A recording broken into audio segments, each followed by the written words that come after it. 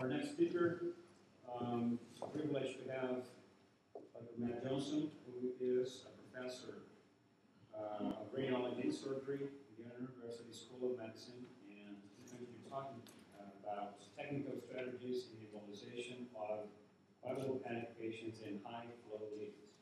Please, Dr. Johnson, thanks for coming. Simple topic. The title itself.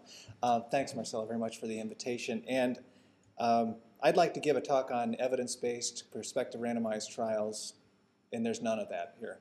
This is, and I'm pleased to see that my predecessors have given examples of cases that I would have treated similarly, and I think what we'll find is there are basic principles. I'll try to give basic principles. I'm going to try to base stuff on data, and then I'm going to break it down and go through parts as I see relevant to this topic. Marcelo invited me, and then he said, I'm looking forward to what you have to say because there's nothing in the literature. Thanks. So anyway, coagulation. Yeah.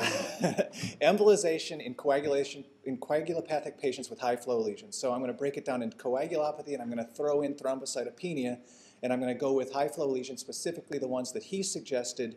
And I'm glad to see a splenic artery steal case already because we didn't have any of those, but I've got everything else covered. And I'm going to make it more challenging and have some other assumptions. We're going to assume in most cases arterial access, severe thrombocytopenia, or coagulopathy, or both. And we're going to assume that the procedure is indicated within at most the next several hours so that you really have to look at the varying costs and benefits to treating things the way you treat. So why does it matter? And we've already, this is obvious, but it's worth stating, is that in a coagulopathy or a thrombocytopenia is going to affect the success of your procedure because thrombosis is obviously necessary in almost all forms of embolization, and it's also an important component of closure of the arteriotomy that you make. So we can't blow it off. And then I'm then going to split it into preparation, performance, and closure because you can prepare away a lot of the problems that might otherwise exist. Performance, you've already seen many examples, and closure I'll just touch upon a little bit if I have time, because that, of course, matters. I'll refer back to basic principles again, and that is, if you can avoid the problem, it's best to avoid it. And if you can correct the predisposing factors, you can do so. As I noted here, I spent a great deal of time working on a paper with our head of hematology, and it's in JVIR talking about platelet transfusion, fresh frozen plasma. I direct you to that if you're more interested. I'm going to talk a little bit about it. But one of the points is bridging, and if you have the opportunity to correct a coagulopathy prior to something, you might be able to bridge. Now, this isn't going to happen in a trauma situation, but if you have a person like I did, and I'll show a couple patients where they have coagulopathy and high-flow AVMs, then it's possible perhaps to stop the Coumadin if they're on it for some reason, bridge with low molecular weight heparin, go to just heparin for a little bit, stop it before the procedure, and then you can begin up again. So bridging is effective. It's kind of problematic in the logistics of it, but if you take the time to do it, you can really solve some problems. And that's Ponte Vecchio, and I'd love to give the opportunity to show that anyway. Another thing is when I first gave a talk related to anticoagulation problems at SIR a couple years ago, Argatroban had just been coming out, and you don't need to read the whole thing, but if you want the point to be made from this slide is that there are a variety of other anticoagulants beyond heparin that are out there. You might not know about them, and just become familiar and don't take it for granted. In this particular instance, this person was on Argatroban. I had to do a simple little elective procedure, went to the literature, found out half-life of Argatroban, stopped it, and she bled and bled and bled and bled and bled and bled because she had liver failure as well, and Argatroban is hepatically excreted, and you just need to know stuff like that. So avoid that, pay attention to it, and when I'm talking about coagulopathic patients, those with liver failure are right there at the top of it. And then simply a short diversion into simple management of thrombocytopenia and coagulopathy. I'll direct you to a very good review article that just came out, and it talks about platelet transfusion and fresh frozen platelets, cryoprecipitate, all of that. One thing I learned from this is that there are a wide variety of formulations of platelets, and at our place we use apheresis platelets, which are approximately 6 times more effective than the single unit whole blood platelets. So as you go through and you want to correct, then you would have to know what type of platelets you have and use the correct amount. And in our place and in most and in the literature, 50,000 units or 50,000 platelets per microliter is considered a good place to be at least before you begin such a procedure. There's actually a formula in that paper where you could look for platelet transfusion. I've tried to use it. It doesn't make as much sense to me. And at our place, we generally expect about 20 to 25,000, an increase of 20 to 25,000 units per apheretic platelet dose. So we use that rather than the formula, but I include it here for completeness. Fresh frozen plasma, again, what matters is to get yourself to a comfort level. It used to be at our place 1.3. We'd like to have our INR as close as we could get there. The blood bank then refused to give platelets for anybody whose INR was under 1.5, so now that is our target, and we try to keep our INR as close to 1.5 as possible. 10 to 15 milliliters per kilogram of fresh frozen is generally the recommended therapeutic dose. Clearly, clinical situations and the specific patient are going to affect your choice and urgency as well. And I'd just like to direct everyone's attention who may not be familiar with it. Factor VII is an extremely valuable coagulant.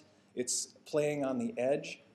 Our transplant surgeons don't like it. Our hepatologists do. We frequently are asked to perform procedures in people who have liver failure. I have found it invaluable to allow me to do things that otherwise I might not have been able to do safely. Factor VII is, however, extremely potent. You can see here that it's right there before factor Xa. And so when you give it, you have to understand that you may indeed cause disseminated thrombosis, which is why our transplant surgeons are somewhat concerned about using it. So we use it in the people who truly do need an emergency procedure. A recent double-blind placebo-controlled study, however, and you can just look at it, it's offered in transfusion, demonstrated that it does help in people who are bleeding profusely. Factor VII can save lives. So there it is. It didn't work. It was not significant, but there was a trend towards the same value in people with penetrating trauma. And then here's another fact I found just for this talk. I didn't realize this before, but I think it's very interesting. And those of us that do manage trauma patients and may be called upon to deal with their blood doses, 1-to-1-to-1 unit of plasma red cells and platelets has actually been found to reduce early mortality in those who are bleeding with massive transfusion defined as a requirement for over 10 units of PAC cells. And that's just off the shelf. Now I'm going to give examples. You've seen some of these fairly well described. I basically wanted to say basic tenets still hold. When you're looking at an AV fistula, for example, an AVM in the lung, avoid embolizing something else. Use the right tools for it. I have an example of that. Don't coil AVMs in general. I'll have an example and show how I coiled. Avoid embolizing the hematoma rather than the lesion, and I'll show an example where that actually worked. And then think about other than what you've already been taught. People know about pushable coils. There are a wide variety of other things. You've been shown great examples of these, and I'll go through a little bit of those things and finish with a couple of things maybe a little bit outside the box.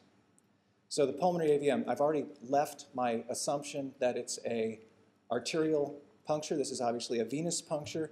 The point to be made here is that happily, coagulopathic patients who have high-flow lesions are somewhat rare, happily, those you can't fix.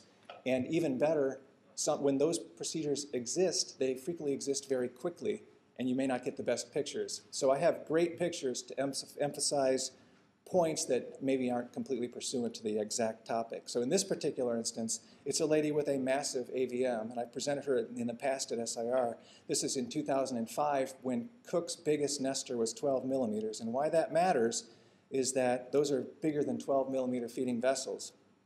And as I went through, I succeeded in embolizing one of those two massive things with pushable coils and got a little bit over enthusiastic and wanted to solve this person's big problem with having stroke. And instead, this is a key picture.